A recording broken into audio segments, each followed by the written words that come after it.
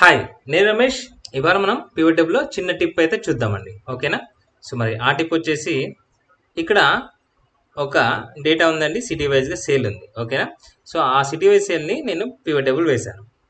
Pivot table వేసినప్పుడు observe చేస్తున్నప్పుడు ఇక్కడ చూడండి, బాంబే వైజ్గా Bombay sale, Hyderabad sale, Vijayawada sale ఇలా ఉన్నప్పుడు మళ్ళీ బాంబే వచ్చేసి మళ్ళీ ముంబై వచ్చేసింది. బాంబే మళ్ళీ ముంబై లాగా మళ్ళీ ఇంకో టైం వచ్చేసింది. ఓకేనా?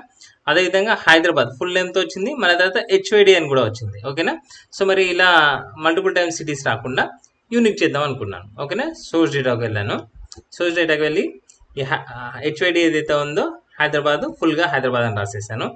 నెక్స్ట్ బాంబే ముంబై ఏదైతే ఉందో బాంబే అని చెప్పేసి మళ్ళీ యూనిక్ చేసేసాను. చేసేసి ఇక్కడ మళ్ళీ ఈ పీవీడబ్ల్యూకి వచ్చేసి రైట్ క్లిక్ ఇచ్చేసి రీఫ్రెష్ కొట్టేశాను. సో అప్పుడు మనకి సిటీస్ అన్ని యూనిక్ అయిపోయాయి. యూనిక్ సిటీ వైజ్గా సేల్ వచ్చేసింది.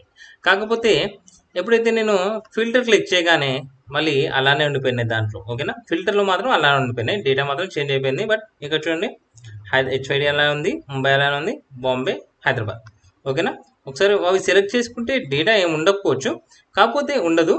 కాకపోతే అక్కడ మనకు కనిపించేసరికి ఎప్పుడైనా ఫిల్టర్ చేసుకోవాలంటే కరెక్ట్గా ఉండదు కదా. సో దానికోసం మనము వాటిని కూడా రిమూవ్ చేయడానికి, వాటిని కూడా రిఫ్రెష్ చేయడానికి మనము పైవట్ టేబుల్ క్యాచ్ని అయితే రిఫ్రెష్ చేయొచ్చు అనమాట. ఎలా అంటే రైట్ క్లిక్ ఇచ్చేయండి, దీంట్లో పివట్ టేబుల్ ఆప్షన్, టేబుల్ పైన రైట్ క్లిక్ ఇచ్చేసి పివట్ టేబుల్ ఆప్షన్స్కి వెళ్ళి ఇక్కడ డేటాకి వెళ్ళి, ఇక్కడ డేటా ఉంటుంది కదా, డేటాకి వెళ్ళి ఇక్కడ retain items retain from the data source ఉంది కదా, ఇక్కడ ఆటోమేటిక్ బదులు నన్ను అనివ్వండి. ఓకేనా?